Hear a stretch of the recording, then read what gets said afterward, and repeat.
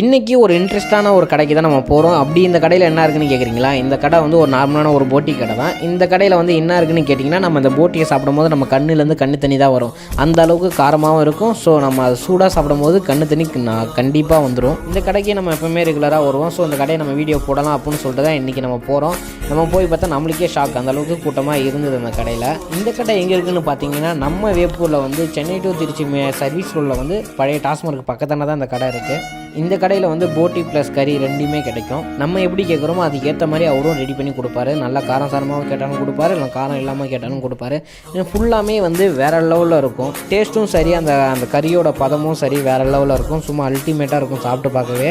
நம்ம வந்து போட்டியும் கறியும் ரெண்டுமே ஆர்டர் பண்ணோம். சரி ஓகே அப்படின்னு சொல்லிட்டு அவர் ஃபஸ்ட்டு கறி போட்டுக்கிட்டாரு. அதுக்கப்புறம் போட்டி எடுத்து போட்டு நல்லா கருவேப்பிலாம் போட்டுட்டு மசாலா போட்டார் பாருங்க.